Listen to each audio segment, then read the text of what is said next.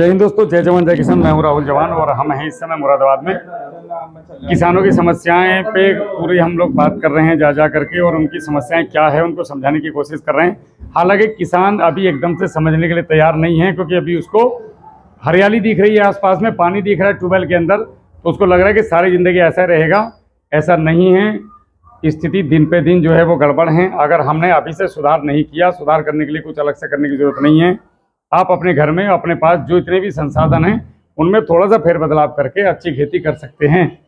तो मैं वही आप लोगों से मेरा अनुरोध है, अगर आपको खेती तो आप कर ही रहे होंगे, आप कोई भी सवाल आपका खेती को लेकर के हो, असमंजस की स्थिति बनी हुई हो, कई बार होता है मन में, हम भी किसान हैं, हमारे मन में भी आती थी पहले, यार इस बात का जवाब मिल जाए तो मज़ा आ जाए।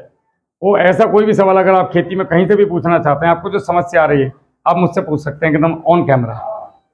सबसे पहली समस्या ये है किसानों के सामने जी कि किसान आज तक ये नहीं जान पाया कि हमें किसके साथ क्या लगाना है। गौरव भाई, 3 चीज़ें याद रखो। जिंक को अलग दे दो, कैल्शियम को अलग दे दो, और यूरिया को अलग दे दो। अलग मतलब मैं तो भट्टी खाद के अलावा देने की सिफारिश करता ही नहीं। बाकी में तो आप मिला सकते हो यूरिया को, लेकिन डायरेक्ट यूरिया देने का सामान आप गया। हम 50 किलो यूरिया कहाँ तक डालेंगे? दिन पर दिन चीज़ों के रेट बढ़ रहे हैं, हमारी चीज़ों के रेट नहीं बढ़ रहे, तो हमें उसकी डोज को कम करना है। तो आप इन 3 को अलग रख के बाकी सबको मिला के डाल दो। अगर आपके खेत में पर्याप्त मात्रा में आयरन है तो आपके खेत में इल्ली नहीं आएगी या कम आएगी। आपके खेत में पर्याप्त जिंक है तो वायरस नहीं आएगा। आपके खेत में पर्याप्त सल्फर है तो फंगस नहीं आएगी और आपका पौधा भोजन उठाएगा।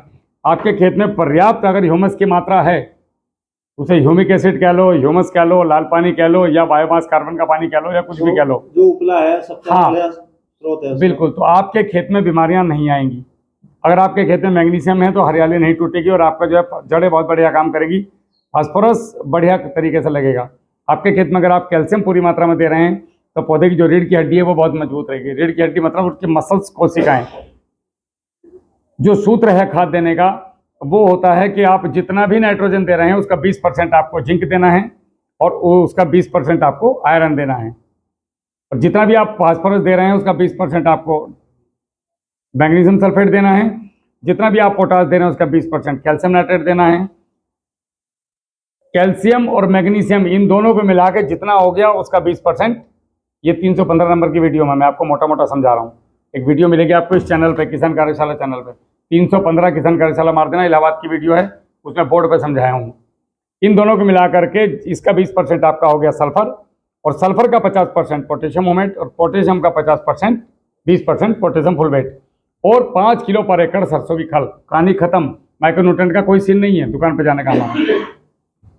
अब ये चीज़ें ऑर्गेनिक से दे लो, रासायनिक से दे लो, जड़ी बूटी से दे लो, फूंक मार के दे लो, किसी भी व्यवस्था से दे लो, आप पौधे को चाहिए ये सारी की सारी चीज़ें। ये बात भूल जाओ कि गन्ने में चाहिए तो उसमें तोरी में भी चाहिए, कि लौकी, हर फसल को चाहिए भाई। हम इतने आदमी बैठे हैं, हमें सबको खाना चाहिए। ऐसा नहीं कि भाई साहब को चावल नहीं लगेंगे, इनको घी नहीं लगेगा, मुझे दूध ही। सबको बराबर मात्रा में सब चीज़ें चाहिए। तो ये तो हो गया खेती का नॉर्मल सा चार्ट कि कौन हमें खाद कैसे देना है। अब जितना खाद दे रहे हो उसको इसी साल आधी मात्रा कर दो, सीधे 50, आधा खर्चा तो यहीं बच गया आपका। अब इसको गोबर की खाद में मिला के देना चालू करो। इसके साथ में आप 2-4 चीज़ें बताई मैंने। एक जीवामृत का डिकम्पोजर, एक साथ में आपका ये, आप चाहो तो घनजीवामृत बना लो, बहुत ज़बरदस्त रिजल्ट है। सरसों की खली वाला, इसको देना तो चालू करो। 1-1.5 किलो फिटकरी, 1-1.5 किलो सेंधा नमक भरे में रख दो, 1 महीना छोड़ के 1 महीना चलाना चालू करो, इनका रिजल्ट आपको मिलेंगे भैया। और आप प्राकृतिक खेती की तरफ जाने के लिए अग्रसर हो जाओगे।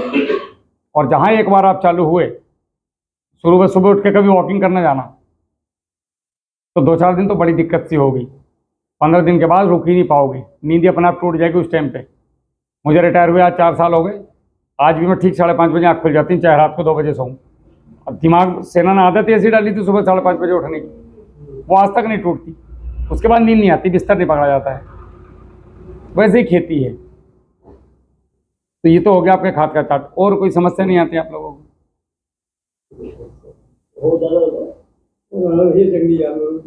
जंगली जानवरों का ये है कि जैसे आप बुजुर्ग हो गए, अभी आपने लड़के का नाम जमीन कर दी अपने, अब लड़के ने आपका हाथ पकड़ा, घर के बाहर निकाल दिया, तो बुढ़े पार ना जमीन है ना कुछ, अब ये कह देगा हमें बाहर निकालो इसे। ऐसे हमने क्या करा भाई, जो हमारे जानवर थे, बजाय हमने उनकी सेवा करने के, उनकी पूंछ पकड़ के उन्हें बाहर फेंक आए। ये तो घर वाले जानवर, ये घर वाले जंगली भी है। मैं वही बता रहा हूँ। अब रही बात जंगली जानवरों की, तो जंगली जानवरों से सुरक्षा के लिए हमारे पास झटका मशीन है। मैं तो झटका मशीन यूज़ करता हूँ, ठीक है जी। उसके अलावा आप जैसे दालचीनी आती है, तो 100 ग्राम दालचीनी ले लो। मैं उपाय की बात कर रहा हूँ, बहस करने के लिए सुबह शाम तक बहस कर लो इस चीज़ पे, क्योंकि नीलगाय को ना तुम भगा सकते कहीं, ना मैं, ना गवर्नमेंट उसको भगवा सकती कहीं, वो यहीं रहेगी। अब हमें इसी के बीच में किस तरीके से बढ़िया उत्पादन लेना है वो देखना है। तो आप ले लो दालचीनी, 200 ग्राम दालचीनी को 4-5 लीटर पानी में उबाल लो, और उबालने के बाद इसे 200 लीटर पानी में मिला के स्प्रे करा दो। 10-12-15 दिन के तो छुट्टी है। झटका मशीन जो लगाई जाएगी उसकी तारबंदी होगी, क्या होगा? उसकी तारबंदी होती है भैया जी, ना खर्चा नहीं आता। बांस आप ले लो और बांस को 20-20 फीट पे बांध दो। 5 रुपए की चिड़िया आती है, 1 2 3 चिड़िया काफ़ी हैं। बैटरी मोटरसाइकिल की चल जाएगी 800 रुपये की। दो बैटरी ले लो, एक रात को लगाइए और एक चार्जिंग पर लगा दो। एक खंबा बनवा लो, खंबे को नीचे क्या करो, ये चौकी जैसी बना लो, जैसे क्या बोलते हैं बक्सा, मोटी चद्दर का। एक ही बार खर्चा होगा, 3,500-4 हज़ार का खर्च होता है उसमें। और नीचे जो है 2.5 फीट तक, जैसे कुएं की, पहले आपने ट्यूबवेल पे देखा होगा सरिये का बड़ी नहर थी, 2.5 फीट का पट बनाओ गहरा, और उसके अंदर 4 सरिये गाड़ दो, 4-4 सूत की। वो जो बक्सा बनाओगे नीचे से उसमें छेद कर लो 4। अब ये सरियों के ठुटिया बक्से के अंदर चले गए, इसमें 2 बार लगा के मोटा वाला बोल्ट अंदर से कस दो। तो पहली बात तो बक्सा को नाई का लाल चुरा नहीं सकता तुम्हारा, ना ये टूटे, क्योंकि 2.5 फीट नीचे सरिया हैं, ठीक है। अब इसके अंदर रख दो अपनी झटका मशीन, और इसमें ताला वो मत लगाओ लटकाने वाला, वो लगाओ जो ट्यूबवेल वाला रहे। वो ऐसी तैसी मरा कर मर जाएगा, आपका ही नहीं तोड़ पाएगा। अब कई लोगों ने कोशिश करी, 2-3 किसानों के यहाँ फेल हो गए साले। बैटरी उसी के अंदर पूंछ पाड़ लो, तो अब तू आगे तार ले जा रहे हो, 100 रुपये का तार है, ले जा सकते उतार काम कर को फिर लगा लेंगे लाके। और पहली बात तो प्लास भी झटका मारता है उस पर। आप प्लास से हिम्मत है तो काट के दिखाना झटका मशीन को, फेंक के मारेगी मुंह पे तुम्हारे। और ऐसा झटका मारा तो पहनी मार दी किसी ने। एक बार नीलगाय उधर आ गई, अगर देखो, अब लोग कहते हैं जी हमने लगाया था रोज नीलगाय आ रही, वो झुंड कभी नहीं आएगा। नीलगायों के भी 20-20 झुंड है इनके परिवार। तो पहले मुझसे इन्होंने लकड़ी ली, इन्हें तमीज आ गई, तो गौरव भाई तो आने के नहीं, इनके परिवार में से कोई नहीं आने का, समझ में आ गया भैया फौजी। अब इन्होंने लकड़ी ली, तो तुम्हें जब सबको एक का झटका लग जाएगा, कोई मुझसे लकड़ी लेगा, फिर मैं आराम से गाँव में रहूँगा। समझ रहे हो मेरी बात? तो जब ये सारे नील गाँव को गौरव भाई हम झटका दे देंगे एक बार, तो ये इनका जो पहले मादा है वो आगे चलती है।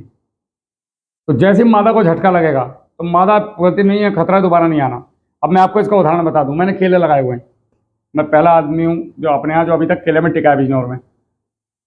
केलों में लोग मुझे ये कहते थे कि यहाँ पे 40-40 नीलगाय दिन में आ जाती है, तेरे केले पहले भूल जा। तो झटका मशीन मैंने लगाई था, नीलगाय आई, बहुत आई। मैं एक रात में 4-4 बार उठ के आया घर से। मशीन की आवाज़ आती थी तो पड़ोसी फ़ोन करते थे, यार तुम्हारी मशीन आवाज़ कर रही फौजी साहब। गाड़ी उठानी, जाना वहाँ, फिर रात में जोड़ के आनी। 2 से 4 महीने के बाद नीलगायों की संख्या कम हो गई, और मुझे झटका मशीन निकाले हुए 2 साल हो गए। अब नीलगाय आती हैं, ब्रेक मारती हैं, मुड़ के निकल, उनको आज भी लगता है कि झटका है। और जबकि तार निकाल के साला लोग घसारे उखाड़ के लेके तार केवल अंगल अंगल खड़ी हैं, नीलगाय नहीं आती। हम क्या बस दूर से देखा भाग जाओ। तो नीलगाय जो है वहाँ नहीं आएगी। ये आपका जानवर से बहुत बढ़िया बचाव का तरीका है। दूसरा ये दालचीनी का पानी आप स्प्रे कर लो। तो हमें तो बचाव के तरीके ढूंढने हैं। हमारा बचाव तो बाकी आपकी कोई समस्या ऐसी हो तो बताओ। पूरी फसल को ऊपर से होना। हाँ जी, पूरी फसल पे आप लोग कोशिश करो देसी चीजों को प्रयोग करने की। ऐसा नहीं कि यूरिया डीएपी छोड़ दो, मत छोड़ो, कम कर दो, और देसी चीजों को बढ़ाओ। स्प्रे का मन कर रहा है बढ़वार का, तो आप क्यों कॉम्बिनेशन ढूंढ रहे हो, क्यों कर भाई से पूछ रहे हो, क्यों मुझे फोन करके पूछ रहे हो कि बढ़िया कॉम्बिनेशन बता दो। अब देसी चीजें करो। आपको मेरे चैनल पे मैं यही गाँव जाके समझाता हूँ लोगों को कि आपको करना क्या है। जो चीज़ें मैंने पिछले 11-12 साल में घूमी, और मैं भारत के बाहर भी गया हूँ इनको सीखने के लिए, वहाँ से भी सीख के आया, तो वो मैं आप लोगों को गाँव जाके फ्री में समझा रहा हूँ कि आपने करना क्या है। चैनल को देखो, इसको सब्सक्राइब करो। दवाइयों पे विश्वास ज्यादा करें लोग। अपने बालकों की समझाओ, इनकी खोपड़ी में बिजनेस डालो। कब तक डालो? अपने बच्चों की समझ देखो, विश्वास की तो छोड़ दो, विश्वास तो लोग ही बना रहे हैं। 10 में से 8 भी आज छूट रहे हैं, हो रही नहीं स्थिति। 10 साल ही लग रहे हैं। जी, दूसरी बात, दवाई अगर दवाई पे इतना विश्वास था तो मुरादाबाद क्यों बर्बाद हुआ पिछले साल? रेड रोड की ट्रालियां भर भर के क्यों जा रही थी काशीपुर की तरफ? तो दवाइयों पे क्यों ना गए? दवाई ने क्यों ना रोका? नहीं तो क्यों रुका? क्यों नहीं रुका? क्यों नहीं? मतलब बीमारी तो नहीं रुकी, कहने का मतलब ये। बिजनौर मुरादाबाद छोड़ो, आप मुझे, आपने बोला दवाइयों पे ज्यादा विश्वास है, तो दवाई ने बचाया क्यों नहीं? चलो बिजनौर में आपसे ज्यादा लग गई, क्यों ना बचा बिजनौर? क्यों ना बचा मुजफ्फरनगर? क्यों था? आंकड़े उठा के देख लो इस साल के। देखो भाई साहब, कैमरे की बात छोड़ दो, गांव गांव जाओ तो समझ में आ जाएगी, हर गांव में था। मेरे 20 रिश्तेदारों ने फोन करा कि हमारी बेटी आधी खत्म हो गई, आधी बच रही, क्या करें? इसका कारण क्या था? दवाइयों पे विश्वास। दवाइयों पे विश्वास नहीं होता तो नहीं होता। अब इन्होंने गोबर गुड़ गोबर से शुरू करा काम। अगर ये इस तरीके से आपने खाद दिया यूरिया डीएपी बना के, तो मेरी गारंटी अगर आपको कोई उत्पादन में गिरा दे, आपके पास में बैठा है कर रहा। दवाई हम तो लगाते नहीं, ना हमारी माया आप लगाओ, लेकिन वही गौरव भाई बता रहे थे कब लगानी, क्यों लगानी, कितनी लगानी, ये आपको सोचना है। जेब आपकी है, कंपनी वाले आएंगे, अपना माल बेचेंगे और तुम उल्लू बना के निकल जाएंगे। तो हमें जागरूकता की जरूरत है, जानकारी नहीं है किसान। बीमारी को पहचानो और दवाई को पहचानो भाई। आप लोगों को कभी भी कोई समस्या आती है, अब हमें फोन करो या मैसेज करो कि राहुल भाई मुझे ये समस्या है, आपकी समस्या का समाधान होगा। 400 लोगों की टीम है मेरे पास पूरे भारत में, और मैं खाली इस जिले तक नहीं हूँ, पूरे भारत में घूम रहे हैं हम लोग, गांव गांव जाके। हाँ बिल्कुल, आपकी इच्छा है, करोगे, आपका फायदा, मेरा कुछ नहीं है। मुझे रत्ती फायदा नहीं होने वाला तुम्हारे संपर्क करने से, एक लकड़ी और बढ़ जाएगी बिना मतलब, तुम्हें होगा फायदा। तो इन चीज़ों को करो, आपको फायदा मिलेगा। हम लोग आपके साथ खड़े हैं, जैसे भी टूटे फूटे हैं। ठीक है, चलो, राम राम जी।